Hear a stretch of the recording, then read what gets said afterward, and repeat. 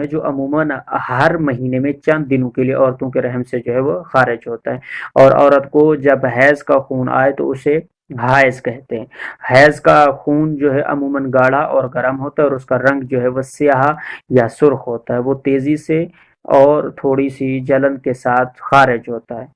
وہ خون جو عورتوں کو 60 برس پورے کرنے کے بعد آتا ہے، حیض کا حکم نہیں رکھتا۔ احتیاط اس میں احتیاط مستحب ہے کہ وہ عورتیں جو غیر قریشی ہیں وہ 50 سے 60 سال کی عمر کے دوران خون اس طرح دیکھیں کہ اگر وہ 50 سال سے پہلے خون دیکھتی تو وہ خون یقیناً حیض کا حکم رکھتا، تو وہ مستحاضہ والے افعال جو ہے وہ بچا لائیں گی اور ان کاموں کو ترک کریں گی جنہیں حائض جو ہے وہ ترک کرتی ہیں۔ اگر کسی لڑکی کو 9 سال کی عمر تک پہنچنے سے پہلے خون آئے تو وہ خون حیض جو ہے وہ شمار نہیں ہوگا، اور حاملہ اور بچے کو دودھ پلانے والی عورت کو بھی حیض آنا ممکن ہے، اور حاملہ اور غیر حاملہ کا حکم ایک ہی ہے۔ ہاں، اگر حاملہ عورت اپنی عادت کے ایام شروع ہونے کے 20 روز بعد حیض کی علامتوں کے ساتھ خون دیکھے تو اس کے لیے احتیاط کی بنا پر یہ ضروری ہے کہ وہ ان کاموں کو ترک کر دے جنہیں حائض جو ہے وہ ترک کرتی ہیں، اور وہ مستحاضہ کے افعال جو ہے وہ بجا لائیں گی۔ اور اسی طرح ہے کہ حیض کی مدت جو ہے وہ 3 دن سے کم اور 10 دن سے زیادہ نہیں ہوتی، اور اگر خون آنے کی مدت 3 دن سے ذرا بھی کم ہو تو وہ خون حیض جو ہے وہ نہیں شمار کیا جائے گا۔ اور حیض کے لیے ضروری ہے کہ پہلے 3 دن لگاتار آئے، لہٰذا اگر مثال کے طور پہ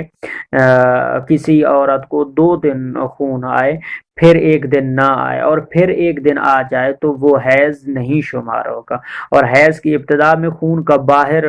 آنا ضروری ہے، لیکن یہ ضروری نہیں ہے کہ وہ پورے 3 دن لگاتار جو ہے وہ خون نکلتا رہے، بلکہ اگر شرمگاہ میں خون موجود ہو تو کافی ہے، اور اگر 3 دنوں میں تھوڑے سے وقت کے لیے کوئی عورت پاک ہو بھی جائے، جیسا کہ تمام یا بعض عورتوں کے درمیان جو ہے وہ متعارف ہے، تب بھی وہ حیض ہے۔ اس طرح ایک عورت کے لیے یہ ضروری نہیں ہے کہ اس کا خون پہلی رات اور چوتھی رات کو باہر نکلے، لیکن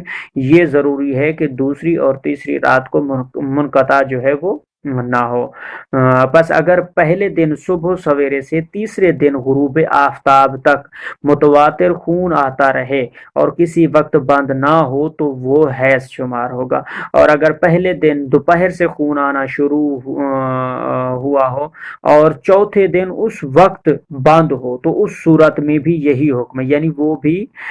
حیض کے حکم میں شمار ہوگا۔ اور اگر کسی عورت کو 3 دن متواتر خون آتا رہے پھر وہ پاک ہو جائے، چنانچہ اگر وہ دوبارہ خون دیکھے تو جن دنوں میں وہ خون دیکھے اور جن دنوں میں وہ پاک ہو ان تمام دنوں کو ملا کر اگر 10 دن سے زیادہ نہ ہوں تو جن دنوں میں خون دیکھے وہ حیض کے دن جو ہے وہ شمار کیے جائیں گے۔ لیکن احتیاط لازم ہے اس میں کہ احتیاط لازم کی بنا پر پاکی کے دنوں میں وہ ان تمام امور کو جو پاک عورت پر واجب ہیں انجام دے، اور جو امور حائضہ پر حرام ہیں انہیں جو ہے وہ